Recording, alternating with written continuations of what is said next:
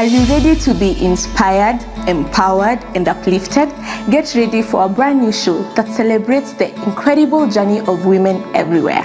From the comfort of your home, interact with us through our YouTube and Facebook channel, Jesus Prevails Church, for an hour filled with inspiration, wisdom, and faith. It is a platform where we delve into stories of remarkable women who blossom and thrive through grace, beauty, and modesty. As we embark on this incredible journey together, we draw inspiration from Proverbs 31:10-12.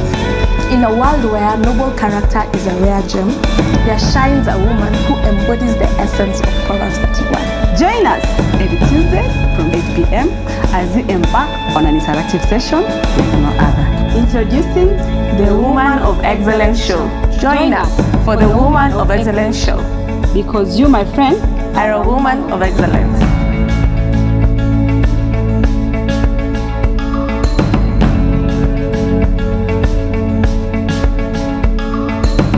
Are you ready to be inspired, empowered, and uplifted? Get ready for a brand new show that celebrates the incredible journey of women everywhere.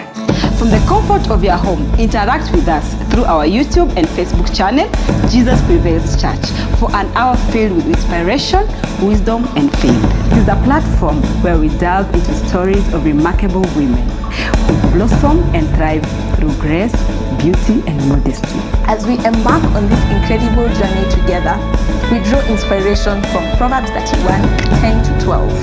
In a world where noble character is a rare gem, there shines a woman who embodies the essence of Proverbs 31. Join us every Tuesday from 8 p.m. as we embark on an interactive session with no other. Introducing the Woman of Excellence Show. Join us for the Woman of Excellence Show. Because you, my friend, are a woman of excellence.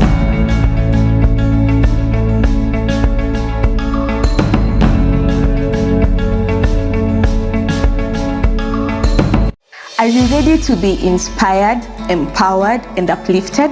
Get ready for a brand new show that celebrates the incredible journey of women everywhere. From the comfort of your home, interact with us through our YouTube and Facebook channel, Jesus Prevails Church, for an hour filled with inspiration, wisdom, and faith. It is a platform where we delve into stories of remarkable women who blossom and thrive through grace, beauty, and modesty. As we embark. Good evening, our viewers. Welcome to the Woman of Excellence show. It's good to have you again on this show. Karibuni sana from wherever you are watching from. We are on Facebook as Jesus Prevails Church. We are also on YouTube. So tune in and just sit there, don't move, because today we are having an interesting discussion about friendship. And last time we were talking about friendship and we talked about the introductory part of it, where we said friendship is the mutual relationship between two people. So tunaendelea na hiyo discussion. My name is Miriam Wambua. Hi everyone, my name is Suzzane Calisto. We are glad to see you here today. I hope you had an amazing day and an amazing week since we last saw you here. Just as my friend here said that last time tuliongelelea friendship, and we said that friendship is a intentional quality, mutual relationship with another person. Very true. Yeah. Yeah, and when we talked about what a healthy and unhealthy relationship looks like, where we said a healthy relationship is about creating space, a good space for one another. Also, a good friend, a healthy friendship is intentional. We say it is intentional. Yes. It also involves a lot of sacrifice. And you also said a healthy relationship or friendship is about accountability. Yeah. And last week we said that today we were going to look into those friendships that are not working, and how to let those friendships go, and how and why, and how also to heal from those friendship. Yani kuna saa unaona friendship hai work out. So kuna ile time now you need to let it go. Tukasema at what point do we let it go? And how do we let it go smoothly?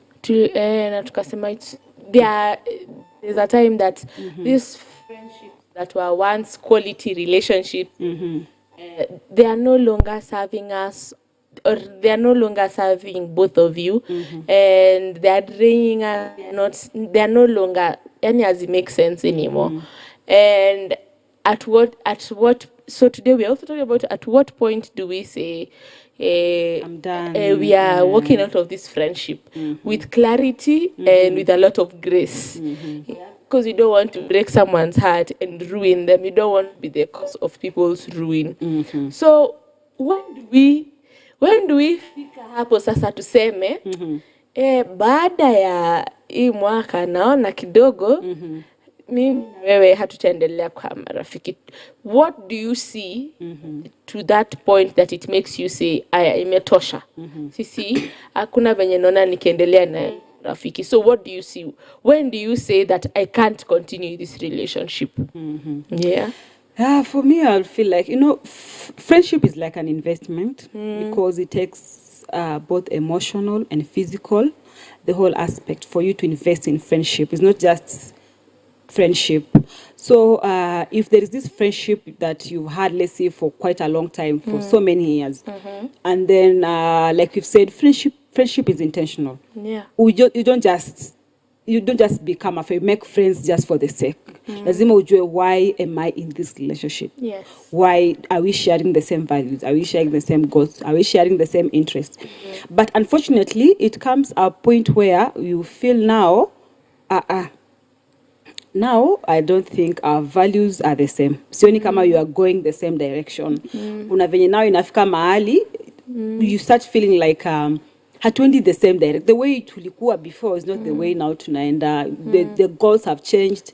Kila mtu ni kama, where I want to go is not where you want to go. Yeah. For me, I feel at that point is where now some things start arising. That's where you start feeling this friendship is now becoming toxic to me, because now I have to be in it, and yet it's not taking me where I want to be. It's like me and you, we say, so your business panga tuanze biashara. Yes. This has been our dream and our goal. Then you suddenly say, me, I don't want to work anymore. I just want to be a stay-at-home person, and I don't want to do many things. Already the one thing that was steering our bond was our ambition and what we wanted to be and where we were going in terms of our goal. Alafu kidogo unanitoka. For some reason, we will not even see things in the same lens anymore. Very true. So I think that also becomes a point where you say, there's a curve I need to take in this relationship that is not the normal one that we are used to. So I think, so when your values change and differ, then it is about time. It's about time. It is a red flag and say masaa ya kuchukua kona ingine imefika. I also think one-sided relationships are friendships. Ukifika mahali, you see, you are the only one in this friendship. This one comes and visits our friendship and goes. Yeah, like when I need you as a friend, you are not there. But when you need me, I am your ambulance. Yes, I am your Red Cross, very fast over there. And I can't keep compensating. Some people cannot compensate the space that you're supposed to feel with other people. They don't have so many people in their lives that hata kama my best friend won't show up today, I'll call someone else to do so. Sometimes other people just know that you are the one to be there. So if not in one occasion, of course, when you see it as a repetitive thing.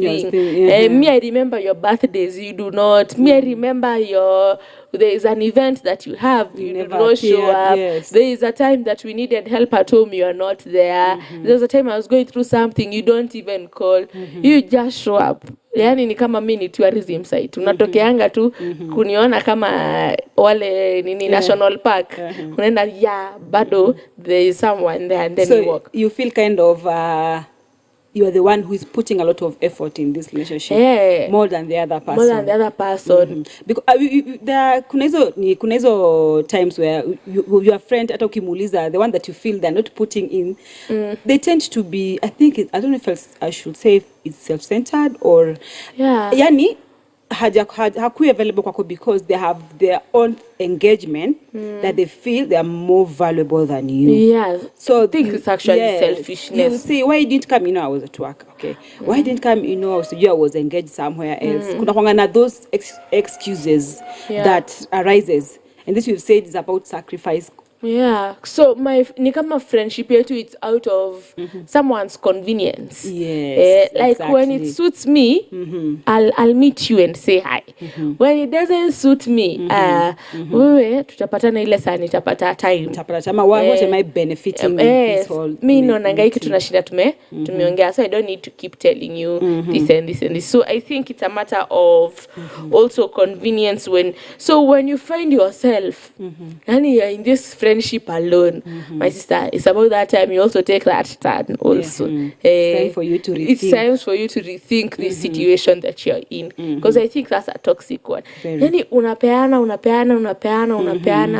hata kama ni kulipa, yani unalipanga bill zote, date zote wewe ndo unalipanga bill. Yes. Well, kuna situation rafiki yako anaweza kuwa haezi lipa for like one whole year is fine. But like forever. Since I've met you, you have never done anything for me. My friend, hata wewe unajuanga sina. Rethink that situation. Ama as wewe ndo kiongozi, wewe ndio tajiri. Yeah, but then is that kind of tajiri. That's true. Yani that person is always in kwa convenience yako kabisa. And I think some people who end up in such relationship, tulikuwa tunasema a few minutes ago, wako na shida ya attachment. Yani sitaki kukuachilia juu. My form of attachment is always to see you every now and then, to want to see you in my presence every now and then. So even if I know I am the only one that is putting effort in this relationship, I will still hold on to you, because my only form of attachment is yani the way I know how to relate with a friend or you. I'm too familiar with your presence in my life. I don't know how to live without you. Yeah, so I'm too attached to you every now and then. So I had rather pay the cost of doing it throughout than hata wewe kukupea space unifanyie, ama hata wewe kungoja kuona effort yako. So I think that's a part where tunafaa Ushafika hapo now, it's time to call it a quit. And I also think constant negativity in friendship. No, mtu hakuna sata ona anything good about you. They are always seeing the negative. Yani they will always point out your weaknesses. Yani haoni anything good coming out of you. They are always ready to criticize. And in fact, they will always say, me, I'm your friend, that's why I'm telling you this. And they always find your weakest part. Sama, na ile job ulipatanga. Sasa unanga job. So do. And they know everywhere else you are maybe doing so well. Maybe you are more dedicated to ministry now than you are ever before. Maybe you are more dedicated to your home more than you are ever before. You are doing life skills, nini. But they don't see that as a thing. Atakwambia, sasa what's your plan? Sijui nini. Or they give you maybe your home is not fine. They keep asking you about your sibling that is not. Yani they never even ask. I heard this one got a new job, or I heard this one is doing well. They'll always ask you about that uncle of yours. Something negative. They always find kitu tu mbaya about you. There's a friend of mine I heard that she quit her job just to be a stay-at-home mom and take care of her kids. And you see, for her, I will feel like if she has friends in her life, those who will be like, so why did you quit your job to stay at home? Why? Sasa unakaa tu, they don't see it like, wow, you quit your job just to take care of your kids with a family. That is sacrifice. They will not see that as a sacrifice. Wanaonanga kama ile ya, sasa wewe, you're being too lazy. Why are you sitting at home? Why did you even quit such a good paying job? But for me, I believe like a true friend should be able to always see the positivity in you, the good thing in you. Not always, sasa unacha job ukae home kwa nini? As in, that is so good. You've sacrificed to stay at home. Wow. So you can take care of your kids, so you can take care of your family. That is good. And then they should also be able to encourage you that now, I think when your kids are grown now, you can be able to get back on your feet. And now you have time to think about what you want to do even better. You have a better time to make your strategy even but people will never see it that way. They don't see that way. They will always kufanyanga kazi saa zingine shetani anatutumianga saa zingine. Unajua shetani utafuta kale kashimo kamoja ndo atumie kabisa. Hata sisi wanadamu kuna pale tunafikanga tunatafuta hako kashimo ndo tu exploit kabisa, tuchokore kabisa, instead of making this person's goodness overflow to even those places of weakness. We exploit that place of weakness completely and use even shame. You know, friends who use shame to make you feel very bad. Yeah, they just look at you, they look at your faults, and then they make you feel shameful about it, and that's not right. Yeah, you should. If your friends make you feel that all the time, it's about that time as well. You think about quitting because they are not putting anything in you that is good. Or even if I have a friend that whenever they talk about someone, they will never say anything good about them. I think that is also a person you also need to let go. Because even when they go to someone else to talk about you, they will not say nice things. No, they won't. If they never say nice things about others in front of you, they will who not are you to be different? Very true. Very true. So the negativity you're talking about, when you see such negativity, tafadhali, just answer to find a way of letting that friendship go, because it is going to drain you. That's true. You also dishonest. Dishonest friends. Those ones are also who cannot be trusted kabisa. Ni waongo. Wanakuja kwako ni mtu mmoja, wanaenda kwa mwingine ni mtu mwingine tofauti. Hata if 5 people were to describe Sue to you, ungeona ni kama kuna Sue kama 6 hivi hujai kutana na wote hujai kutana na. And even you have a different version of the Sue that you know. Yes. Same talk about like, hapana, uyo no, that cannot be her. Yeah, so this dishonest in relationship, and also breaking confidentiality. You see, like if you are my friend, there are things that I can discuss with you that are so confidential that are not supposed to be out of our boundaries. That's true. Yeah, so when it comes to a point where you cannot even trust your friend, because there are things even you discuss with them that for you feel like, this one, for me to tell you, I trust you as my friend. So when you break it out, when you speak it out, I feel like, so now you have gone overboard, and now this friendship haifai kuendelea because now I can no longer trust you. That's true.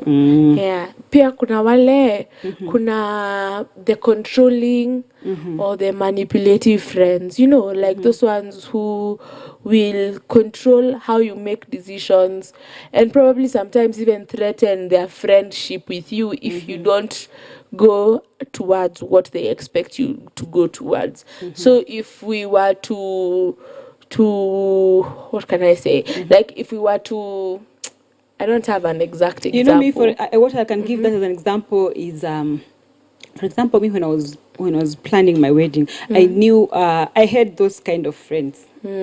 So you see, there are things in life that you need friends who will genuinely help you, and also friends who really understand you. For example, if you are planning a wedding and let's say your budget is a bit low, or this is your budget, let's say you want to do a wedding on a low budget, let's say you want to do it on 100,000, and then the circle of friends are those friends who talks about the wedding being like 1 million and above. You see, raising that idea to them is going to be difficult. That's because true. they'll be like, no. How can you go to a wedding that is like that? No. But you see, for if it's you and your partner, you've sat down and discussed and said, now we are going to do, okay, our budget is 1 million, but you're going to spend 100,000 on this wedding, so that this 900 you can do 1, 2, 3. But now you're having a circle of friends who will be like, you know, so for me, I felt like this is the time that I don't need this. I don't need this. I need to be alone in this. I need to be sober in this, because why? I have written down my budget. When you have these friends who are so yes, you will end up making wrong decisions. That's true. Yes, because you also want to, because they are friends, so you don't want also to break the friendship. Remember, they are your friends, so you feel like, hey, they are part of my wedding, they're part of this planning, so they have to be there.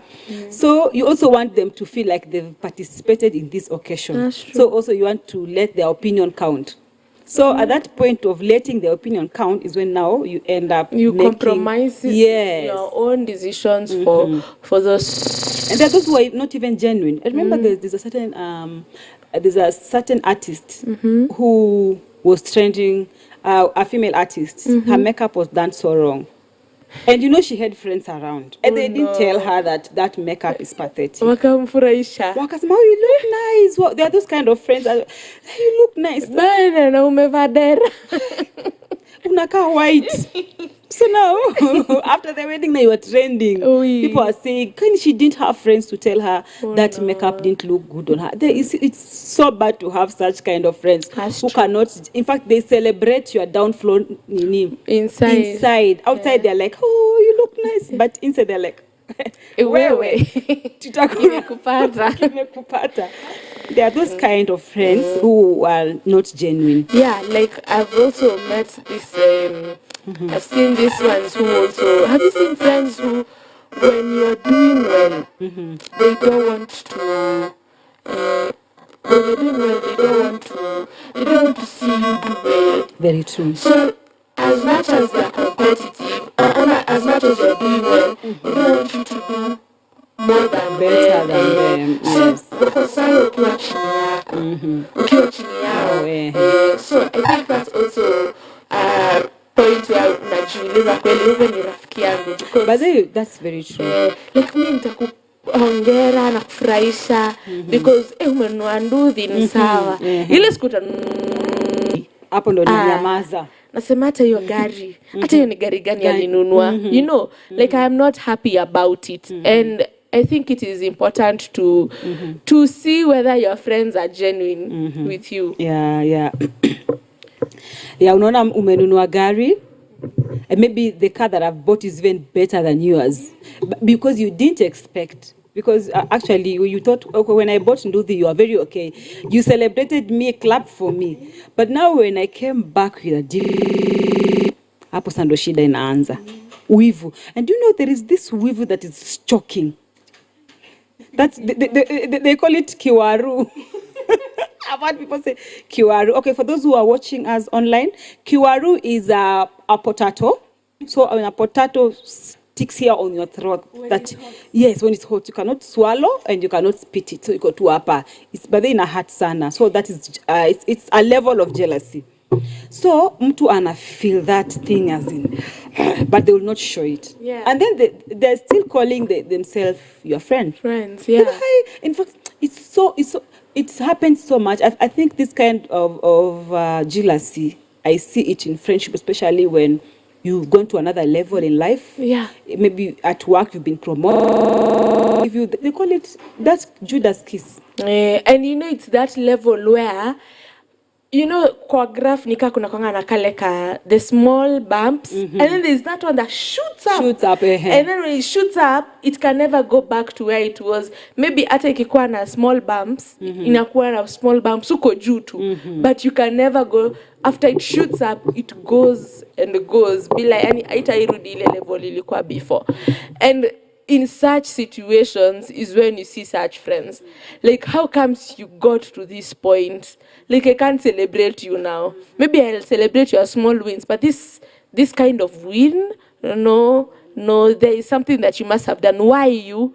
Because I think that is where now jealousy comes in, and competition. I'm like, apana, how comes you are doing well? Ama too, you can even hear it in small jokes. But these small jokes are very important to listen to. Yes, someone can say something in passing, and when you go back to you laughed at that point. But when you go back to your house and just try and think about what that person said. Shangaa alikuwa anakutusi, ama alikuwa anakudhalilisha.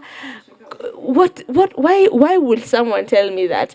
And that's when you realize, there's a problem with genuinity here. There's something that is not genuine when it comes to this situation. So it is important to listen to what is not being said. And if possible, be brave enough to find clarity.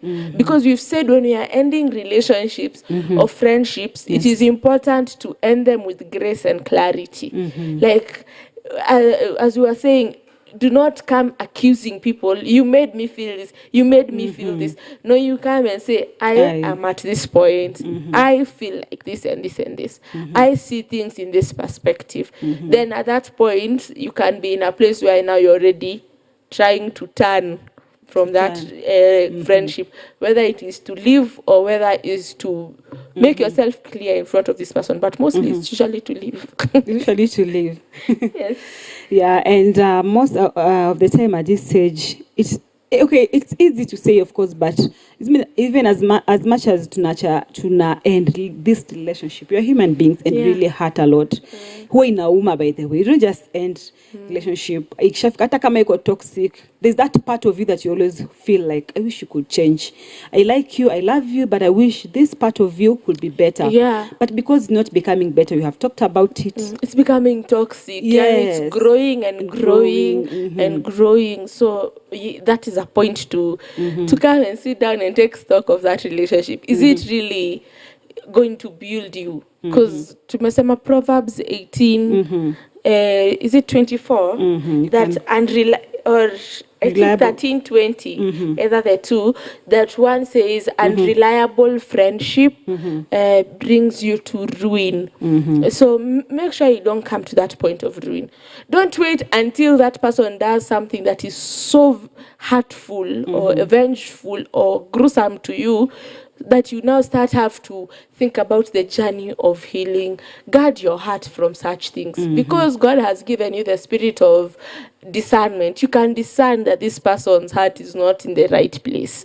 So make sure you pray for your friendship to know, is this really where God needs me to be at this point? Or is this a point that God wants me to move from? Yes. Yeah. Pia kwa hiyo ya manipulation and control, you might be in a working relationship and marriage, and maybe you have friends who are single, who don't like it that you're there. So they can always also manipulate you to see how uko hata sielewi. Me, I don't think marriage. They tell you, they fill you with a lot of negativity and also a lot of manipulation.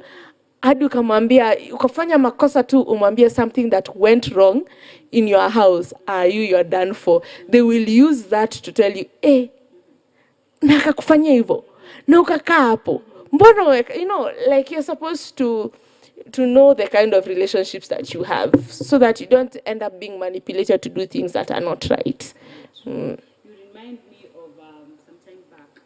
When you give a life to Christ, when you're born again, you want to live a life that pleases God. It's not easy, especially if you've been in the world and having friends of the world. That's true. You have those friends whom you are going out, partying out with and enjoying life and everything. But now it comes to that point where now you have been saved, you've been born again now, and you want to live your life as a life that honors God and pleases God. But now there are friends here who are involved. These friends are not born again. Cutting off that friendship is not easy. Yeah. And most of them will always say, hasa Juma koko tuongeleshi. Hasa Juma koko katisa sisi. Ati siku hizi unaamka kuomba. Yes. I remember a scenario where now, you see, when you get born again, there are things as a Christian you're not, even there are jobs you cannot go to, yeah. And now you are here, you are telling us, okay, Sawa, now I'm born again. I got a job, I cannot work in a club. No, that's against my faith. I cannot work as a... Okay, there are those careers that you cannot... Zinakuwa ngumu kufanya kazi. It's true. Or there are those people you cannot relate to anymore. So I think that is also a point where you consider that friendship and you're like, it is becoming very hard to... You feel that you cannot work in a club. And then a problem comes. You are sick. Yeah. And then because your friend works at the bar, your friends then. Yani umeokoka, mashida yanakuja, but ule rafiki ulikuwa naye anafanya kazi kwa ile mali alimwambia me I can't do this anymore because I believe in Jesus Christ the Lord and Savior. Yeah. So how do you call them? How do you ask for help? You look to Jesus. But tell us on the comments, what do you do in such a situation? Yes. So I think when we were talking about when to realize that this friendship has come to an end, when to realize that this friendship now, I need to take a different juncture. So as we go on, it is also important to know how. Sasa nimefika hiyo point, nimeona relationship yangu, urafiki yangu, I think akona wivu sana na in my presence, ama huyu anashindana na mimi sana, she's too competitive, and it's not to empower us, it is to hurt us. It is not helping us, it's not building us. When you get to that juncture now, how do you deal with such a situation? How do you say now, wacha nitoke sasa, I need to go. I can't stay. This place is hurting me more than it is helping me. So what do I do? How do I stop being friends with Mish, God forbid? And understanding your level of friendship and how your friendship has been. You know your friend, you know how you be able to know. If I call her, we talk about this issue, she brings something else. Yeah. You can choose, maybe it's what we think will work for you. Some people feel, I think that's a kuongelesha. So you can decide, start kuongelesha. Or I'll start, nitacha kuongelesha gradually. Pole. Kama tuko tunaongea daily, tutakuwa tunaongelesha once, a month, ama once in 2 weeks. Pole, then next time once in 3 months, once in 6 months. So it will be fading, but the communication will start fading. Want it to die a natural death. So when you call me like, I've been busy, I've been up and down, I've been here, but deep in your heart, you know you are trying to get off this friendship, pole. Or you can just cut off this communication. Seme anivo sasa. Yeah. It hurts when you talk nasema, but you see, if you know your friend, you know akwaje, is it someone that you can call?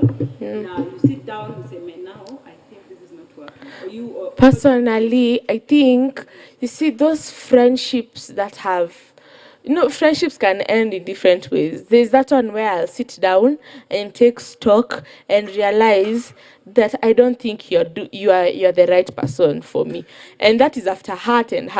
But there's that one that you will actually hurt me, and I will feel very bad. People are different, but there are some who, when I'm really hurt, I will walk away. I will just shut down and walk. I'll stop talking to you. And there are others where I'll find a mutual friend and tell her, hey, this person hurt me in this and this way. So I need to distance myself from them, or you need to go and tell them what they did to me. You can use mediation. Or in this other way, but me, I prefer, if you have to send someone, please come yourself. Come and tell me. But then, Suzzane, I feel like our friendship has gotten to a point where we need to give ourselves space. But sometimes it's not you, it is me with the problem. Yes, if I am so hurt, I had rather I give space.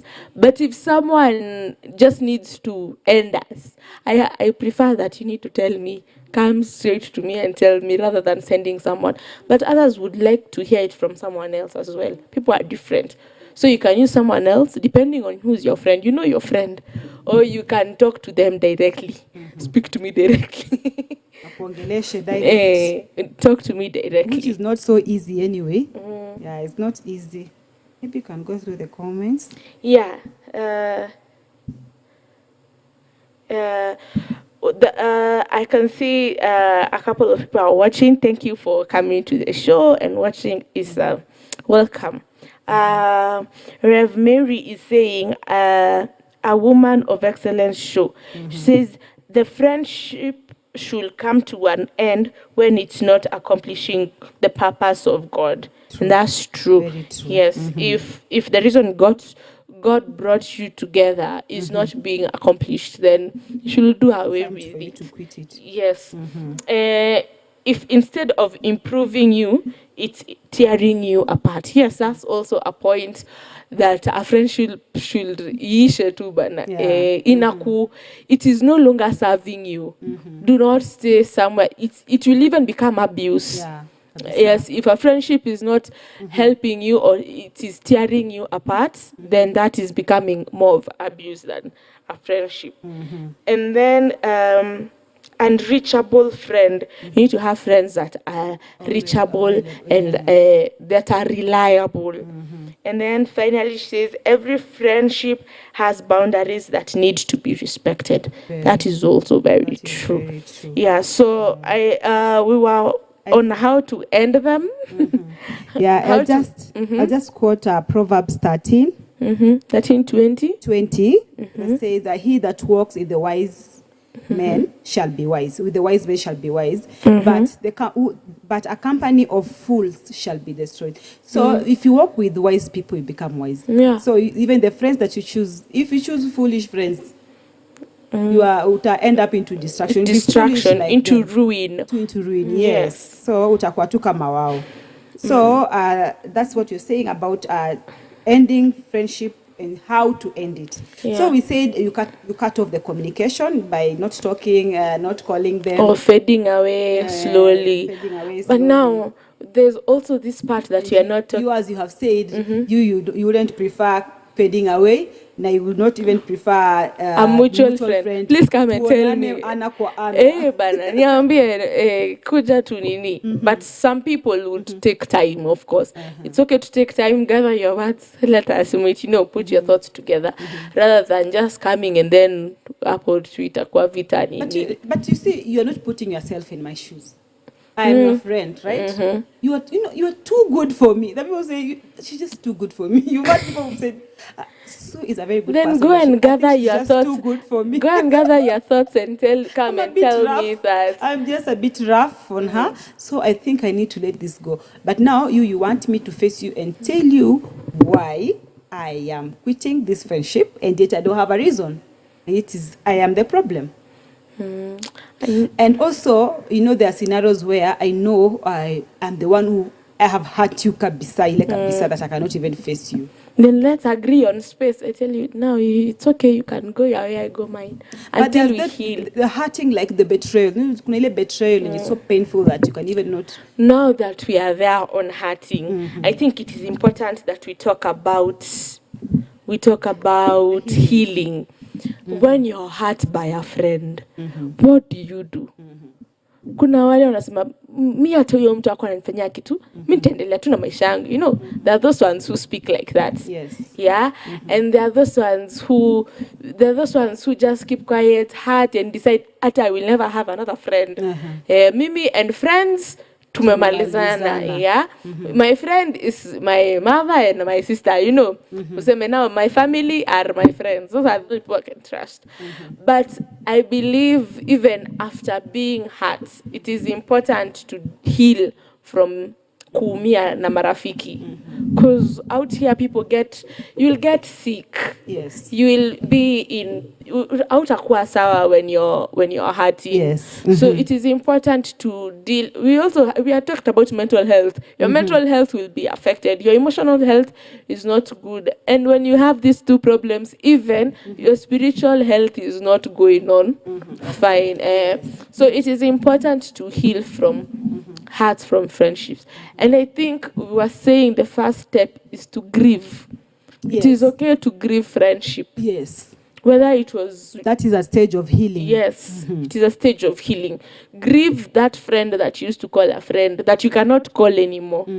Because they hurt you in a certain way, because your values no longer align. It is okay to heal, to grieve, to say, hata sahi ningepigia mish, but inaniuma juu siwezi mpigia hata, inaniuma juu leo siwezi enda kumtembelea. It is okay to grieve and to say that this one is gone. Yeah. Because there was an emotional connection, there was chemistry, there was compatibility at some point in your life. So it is important to admit and accept it is gone, even through the pain, because our God also sees our hearts, and if our hearts are aching, He's there to see the pain that you're going through, and He heals it. Very true. Yes. Very true. But if you keep quoting it and saying we are strong women in the Lord, no, an excellent woman acknowledges how they feel and subjects their emotion to the Lord. And yani, the Lord is the Lord over your emotions as well. Very true. Yes. Very true. Yeah, and that part of healing, we are not saying that but remember we said when we were beginning this discussion that not all friendship that aren't going well that should be ended. Some of these needs just reconciliation, forgiveness, you can talk of it. But kuna zile zenye the toxic one. They are toxic and easy. You have tried everything but it's not working. Yes. So we are tunaongelea zile zenye now this one you have to let it go because now inakudrain kabisa. If you keep on staying in this friendship, itakuturn into something else. Yeah. So hizo ndo tunasema you have to let go. But there are those good friendship that a scenario, something happened that you feel like you can take a break, reconcile, talk about it, get time to heal, forgive each other, and still come back together. It will still work. Yeah, but kuna hizi zenye this one you have to let go. Yeah. So as for me, apart in the process of healing also, it's good to find what makes you happy, your hobbies, the things that you can just go and do. If it's swimming, just engage yourself, put yourself busy. And just before you get there, I think it's also important to do self-care and a little bit of reflection of where, you know, sometimes we're in these toxic relationships and friendships, but there are parts we played. Very true. Yeah, it was not just one person's doing. So you see how you encouraged the toxicity in your relationship, so that you don't do it somewhere else. So it is important to also. So you also learn from your mistake. Yani sit down and say, I realized the fact that I was even giving her the opportunity to talk about other people was also wrong in the first place, even as much as she was only saying negative things.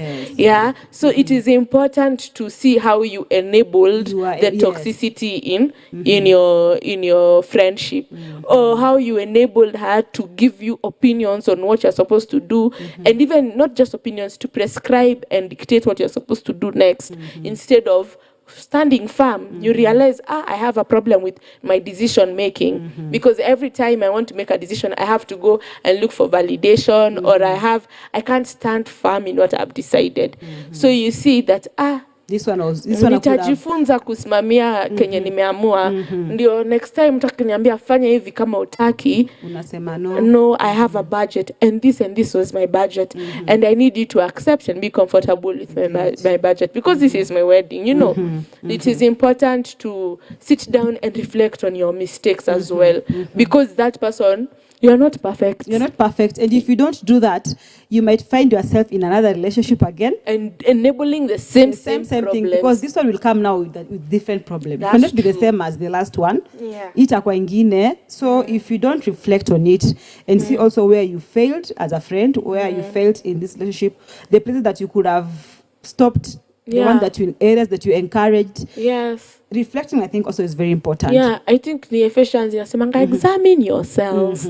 Yeah, it's important to examine yourself. Very true. It is a very important. After you've grieved and felt bad and felt sad, just sit down and tell God, reveal my heart now.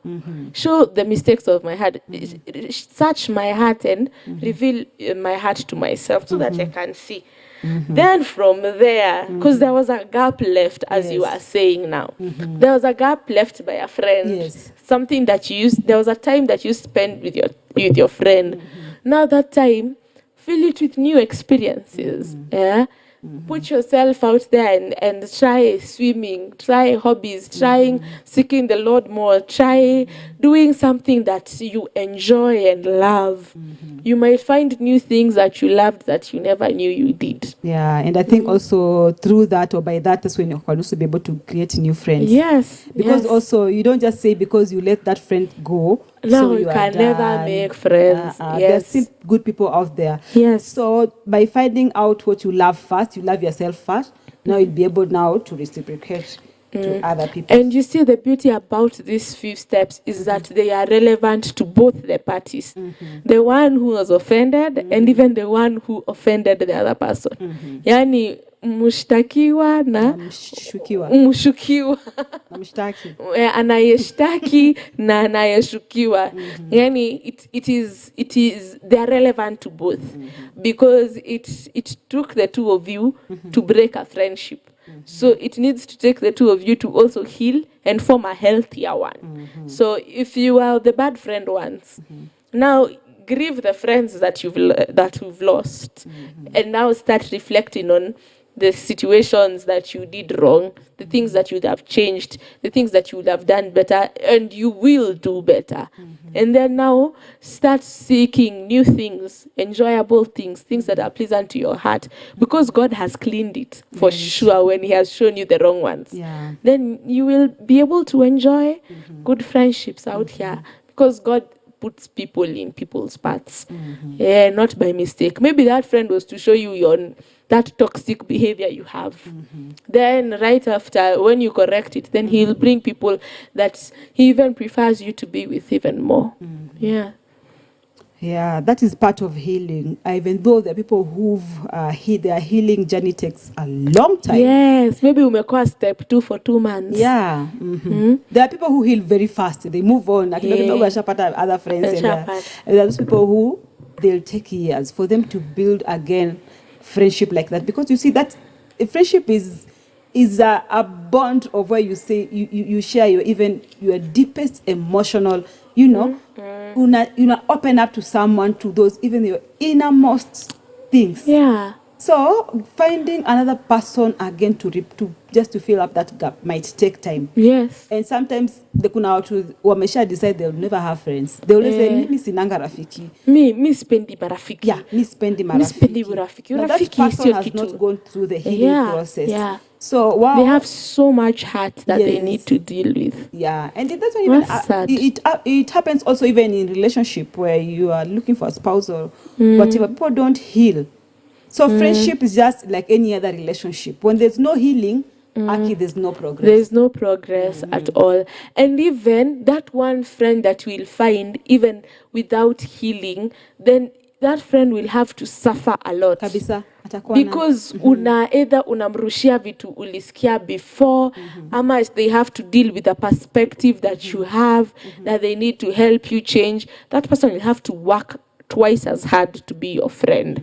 Even your spouse, if you have so much hurt even from people, from trusting people, it will be very hard to show it to your partner, because at the end of the day, there's also friendship in marriage. So if your friendship has an issue, it will translate to all other relationships. So it is important to heal from different hurts before. Because even as women, we carry a lot. We carry a lot. So much. And sometimes we think that dumping emotions is healing. No, transferring of emotions. That's not healing. That's just talking and coping. Utaikumbuka tu tena after 5 minutes. The people who say, if I open up to you, if I speak to you, I feel better. Do you think I feel better? Do you think if I open up to you and I speak up to you and I cry, do you think I'll go home feeling better? Do you think I'll have healed? Does that has part of healing in it? I think it is release. Just release. I think you have released it, but you've not dealt with the problem, because most of the time actually you are dumping the emotions on this person you're listening, that the person is listening to. Mimi nikuja nikuangushie mashida yote ya familia yangu ya kila mtu. You will not have solved them. No. You will just listen. You'll listen. Of course, I'll release for that evening. But you see, but if I go back to the same family and the same situation, I'll carry them back again. Then until I meet you again, then I dump. Then you'll stop being my friend. Yes. Because it's my, huyu ananiletea tu mashida mimi sitaweza handle. Because when you leave, I start thinking about you carry all those emotions. Yes, mimi nitalala usiku vizuri until hiyo shida itoke tena nikuje tena nibebe nikumwagie. So it is inaitangwa nini? It's an alternative rather than a solution. Ni kama unataka how do I say it? You want to solve a problem, but you look for a temporary solution. It's a temporary solution. But healing, God heals permanently. Inaishanga. See, time, unasemanga time heals. Time doesn't heal. Yeah. Maybe God might use time, but healing, God does the It's through healing. Jesus Christ. Yes, it is a work that you partner with God to do in you. Yes, through Jesus Christ, who is our friend, who is closer to us. Yes. Yeah. Yes. So healing is not an easy thing. It's not a. But we say with God everything is possible. Nothing is impossible with God. Yes. And with God also, it is possible for you to become a godly friend. Also for you to make godly friends or friendship. Yeah. It's also easy for you to build a godly friendship. And when your friendship is built on godly foundation, likely your friendship is more of going to succeed. Because you see, if I come even with the heaviest emotion to you, the best you can do is pray for me. I think for me, prayer is the best answer you can give me. That's very true. Yes, because if I'm releasing these problems to you, or whatever it is that I'm carrying to you, and you'll be listening to me, and then you do nothing about it, it will weigh you down. Next time when I come to you again, you'll feel like, you're being too much. Yeah. But every time when I'm coming to you and you say, let us pray about it. The word of God says this and this about this problem, let's pray about it. I feel a friendship that are built on a godly foundation, they succeed more. Yeah. That friendship that are built on material or worldly things. Most of the time when those things are out, it's inaishanga. Yes, so some foundations are very important. So it is important to build your friendship on the foundation of God. Yeah. Yes, and I think also another key takeaway is to allow God to show you when it is time to let go of this friend. Yes. Because He brought that friend to you. And now when it is about time, He will still show you and let them go. Yeah, at the same time, it is also important to know when it is necessary to take a step back. Yeah, and how to do it. Because God also doesn't want you to pierce someone's heart. He does not he does not enjoy when he's also another child of his gets hurt. Yes. You know. So at the end of the day, it is important to take a few steps back. It is only when necessary. Yeah. So we need to pray for discernment when it comes to our friendship and relationships. The people we talk to, the people we pour our hearts to, the people God puts around us. Because some of them are working towards our ruin, are working towards destruction. Yeah, rather than building us. Yes. Some of us have built friendships on that house that was built on sand. Yeah. People ikikuja tu sayo unavunjika, and God calls those people foolish. Yeah, but there's a one wise one who built their relationship and their house on a rock that is firm, that regardless in all weather, even in times of adversity, as the Bible says, a sister is born, then that house does not shake, because even more, something greater is formed, a sister in adversity. So it is important to find friends. And you know, huku nje kumekuwa kubaya kabisa. Huku nje kumekuwa kubaya, because watakwambia hata kuna wale wana pretend that they are present even in that time of problems. Yani you see even that bad friend kwanza is closest to you than before your time ya shida. There are some who do that. And sometimes you might actually be that emotional support might actually hinder you from seeing the truth. So it is always important to ask the Lord to reveal it to you. Because these people, Mungu ako na uwezo wa kutoa watu na kuleta watu. Kwa hivyo na wote ni wake. So it is important to know, huyu rafiki yangu kuna mahali sidhani Mungu anataka hata nikae na yeye. And some decisions are hard. But if it's kama interfere na relationship yako na Mungu, it is very important that you there is this saying that people use nowadays. They say, your network is your net worth. And through networking, people form friends. And the people who've held on this kind of people because of, they say, their status, their financial status in life, and you feel like the circle of people that you have ni watu wenye the who and whos. So you overlook these other things. Unasema mi so long as I'm chilling with the big boys. Yes. Chilling with the big boys. Yes. So long as I'm chilling with the big boys, I'm okay. Whether it's toxic or not, me, I'll just be in it because unajua who and who is who. So there are those people who prefer to stay in such relationship because venye tumesema there's something, there's a certain value. Yes. You had people who have friends wenye kila mtu anaona huyu mse ni toxic, huyu mse ni, but because anajua nikiwa na yeye it speaks a lot. I think that goes even when you're taking selfies with celebrities. That selfie, they say it's a selfie can take you. People say unazanisha picha hivi uambe ingia. Maybe if you are going for a certain event. So una feel like just because I'm najulikana mimi ni rafiki yake, that's what I want to. This want people to know me, I'm my friend to this kind of celebrity. Hiyo imetosha. Yeah, kuna venye inanipatia a certain level. But you see, when we overlook what friendship is, that's when now we enter into such levels of kind of friendship that are toxic, that are ruining, because by the time you realize it's when it's too late. Because you've literally built your foundation of knowing that person on whatever value you're getting, if it is publicity, if it is fame. Yeah, but the Bible also says, what value is it to gain the whole world and lose your soul? I think that's an important question we should all ask ourselves.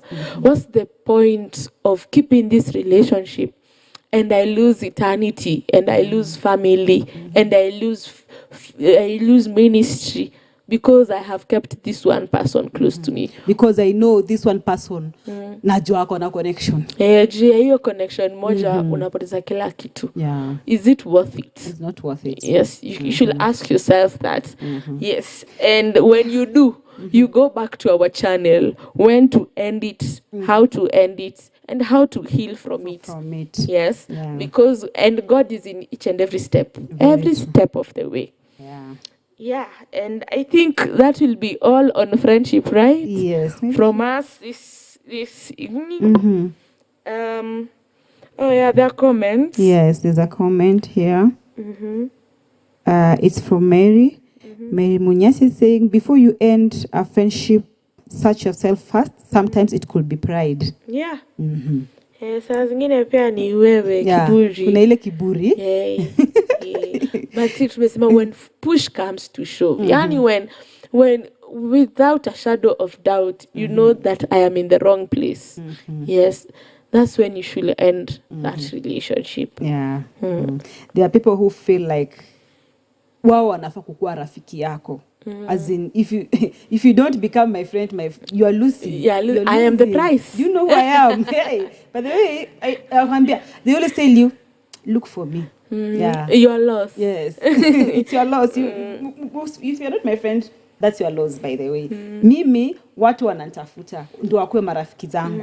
But tumesema friendship, genuine friendship iko mutual. Yes. You both have a hand in it rather than one-sided.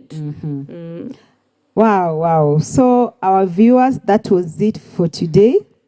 Thank you so much for tuning in. Thank you for the interaction. Thank you, Mary Munyasia. You've been our toppest fan. Thank you so much. I think today we are ending up this topic on friendship, right? Yes. But our viewers, if you have anything that you'd like us to discuss about on this topic, please let us know here on our comment section. We will look up to it maybe on our next session. Tunaweza ongelelea whatever you have shared down there. Yes. Thank you so much. Karibuni tena. See you then. See you. Have a lovely evening. Good night. Good night. Bye. On this incredible journey together, we draw inspiration from Proverbs 31, 10 to 12. In a world where noble character is a rare gem, there shines a woman who embodies the essence of Proverbs 31. Join us every Tuesday from 8 p.m. as we embark on an interactive session like no other. Introducing the Woman of Excellence Show. Join us for the Woman of Excellence Show. Because you, my friend, are a woman of excellence.